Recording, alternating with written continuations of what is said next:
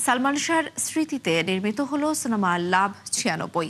চিত্রনায়িকা রঞ্জিতার কান ছিঁড়ে দুল নিয়ে গেল ছিনতাইকারী। বিলাসবহুল গাড়ি নিয়ে ফের বিপাকে অভিনেতা দুলকার সালমান।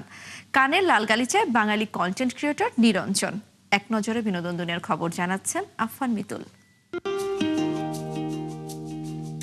চিত্রনায়ক সালমান শাহর এক অন্ধভক্তের জীবনের বাস্তব গল্পকে কেন্দ্র করেই আবর্তিত হয়েছে লাভ ৯৬ ছবির কাহিনী। এই সিনেমার মাধ্যমে ঢালিউডে প্রথমবারের মতো বড় পর্দায় জুটি বেঁধেছেন নতুন দুই মুখ আরিয়ান খান ও পূর্ণতা। এছাড়াও সিনেমাটির বিভিন্ন গুরুত্বপূর্ণ চরিত্র অভিনয় করেছেন ঢাকাই সিনেমার পরিচিত মুখ শিবা শানু, সঞ্জিদা মিলা, তমাল মাহবুব, রেবেকা রফ, ডিজে সোহেল সহ আরও অনেকেই। পরিচালনা করেছেন ইভান মল্লিক।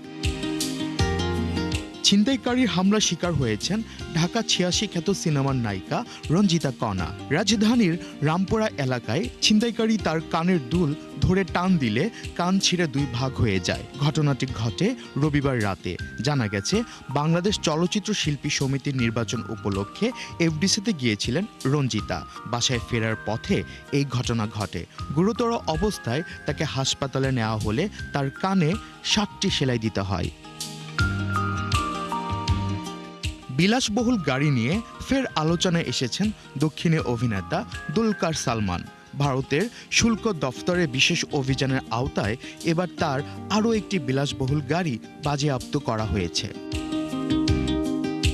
কখনো হাস্যরসাত্মক, কখনো স্পর্শকাতর বিষয়ে সংবেদনশীল কন্টেন্ট তৈরি করে বারবার নেট দুনিয়ায় নজর কেড়েছেন।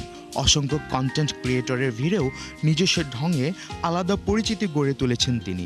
আলু ফুলকপির গল্প কিংবা মিষ্টি বাপি সিরিজ দিয়ে লাখো দর্শকের মন জয় করা সেই বাঙালি বাবু এবার পৌঁছে গেলেন বিশ্বমঞ্চে। পশ্চিমা পোশাক নয়, নিজস্ব স্বাতন্ত্র্য নিয়েই এবার কান চলচ্চিত্র উৎসবের লাল গালিচায় হাঁটলেন জনপ্রিয় কন্টেন্ট ক্রিয়েটর ও অভিনেতা নিরঞ্জন মণ্ডল।